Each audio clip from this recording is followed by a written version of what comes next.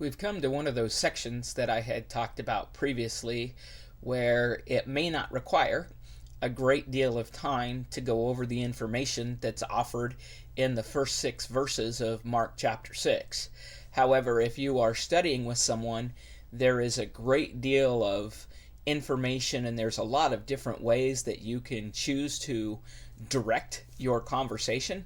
And so I want you to consider that as we're going through and consider in your own mind where you might like to lead a discussion if you are studying with someone and what your thoughts might be. As we get started, we'll begin just by reading the 6th chapter and the first 6 verses. Then he went out from there and came to his own country, and his disciples followed him. And when the Sabbath had come, he began to teach in the synagogue, and many hearing him were astonished, saying, "Where did this man get these things? And what wisdom is this which is given to him, that such mighty works are performed by his hands?" Verse 3, "Is this not the carpenter, the son of Mary, and brother of James, Joseph, Judas, and Simon? And are not his sisters here with us?" And they were offended at him. But Jesus said to them, "A prophet is not without honor, except in his own country, among his own relatives, and in his own house." Now when he could do no mighty work there, Now he could do no mighty work there, except that he laid his hands on a few sick people and healed them. And he marveled because of their unbelief. Then he went about the villages in a circuit, teaching. So as we begin to go through this particular set of passages, we are going to begin by looking at these 6 verses. In verses 1 through 3, we see that Jesus now is headed home to his hometown of Nazareth, and his disciples are following him. So once again, we see that the disciples follow after Jesus wherever it is that he goes, and it may very well be, and it is most likely, that having his disciples with him and returning to his hometown doesn't mean he's just coming home for a social visit, but that he's most likely coming home to teach. And we'll see that as we see he goes into the synagogue to teach. And on the Sabbath, he enters the synagogue. So we can see that his goal, no matter where Christ goes, is to teach his word. And there is a response from the people, and their attitude is, "Where did this man get these things? Is this not the carpenter?" So we see the people are amazed at the wisdom with which Jesus teaches, and they're aware of the many works he had performed. And so in their mind, they're like, "Isn't this the man that we knew? Isn't this the carpenter that we're aware of?" And so we need to recognize that this idea of pointing out Jesus as a carpenter was really not meant to be a compliment, of course. It was meant more to be a form of criticism. They're pointing out the fact that he has no formal training or teaching as a rabbi. So in their mind, it is, who is this person to teach us? What is his right to teach us? Isn't he just the carpenter? Isn't he just a carpenter? Where did he get this information?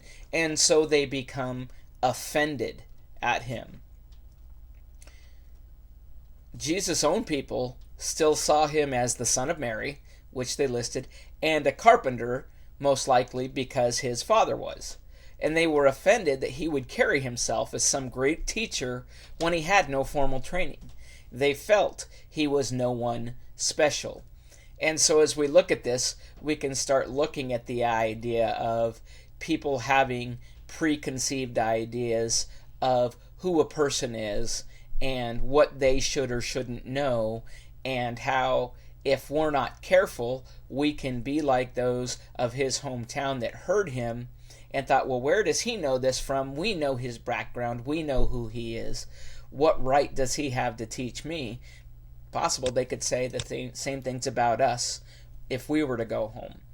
We also learn from these verses that Jesus has both brothers and sisters.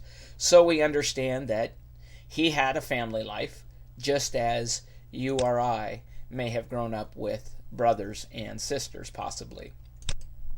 In verses 4 through 6, he makes a statement: a prophet is not without honor, except in his own country, among his own relatives, and in his own house. And so here we can point out, if we're studying with someone, that Jesus does identify himself as a prophet, and we need to recognize that Jesus was not the only one who faced rejection in his hometown. People who know you can pigeonhole you the same way they did Jesus. Or you can be guilty of pigeonholing people in how you remember them, and they may have been away for a while, and they may have changed, and so we can't just assume things about people that we've known from the past. And so it's interesting, he's pointing out this idea that those who have known you in the past, those who know you the most, might be the hardest ones to convince to listen to you. So again, there's some teaching that you could pull out of that as you do your study. And then we have the statement, now he could do no mighty work there. And we need to make sure that we emphasize that this is not because of a lack of power or ability on his part. He had the ability to go ahead and do miracles and to perform mighty works. It wasn't a lack of power that brings about this statement. And people say that there is really a couple of possibilities. It's possible that the unbelief in him made it so that no one would come to him as they had in the past. People here simply didn't believe. They saw him as just the carpenter's son, so why bother coming to him? That may be one possible reason.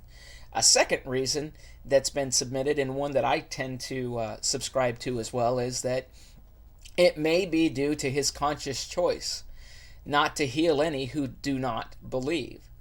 You see, Jesus didn't come simply to perform miracles. He performed miracles to cause people to believe and follow after him. And if people aren't willing to believe, I think here he makes a conscious choice not to heal them. And he marvels at their unbelief. And so it probably had to be pretty amazing that the people who had seen the signs and miracles that Jesus performed could still make a choice not to believe. And here's another area where, if you're studying with someone, you can point out the fact that we have all of the same information about what Jesus has done. We have the amazing facts. We have the truth in front of us. And there are still people who will choose not to believe. And those may be people that we run into potentially as we are teaching. So he's amazed at this unbelief, but he doesn't just stop there. He doesn't just give up. Okay, they refuse to believe in me, then I'm just going to not bother teaching.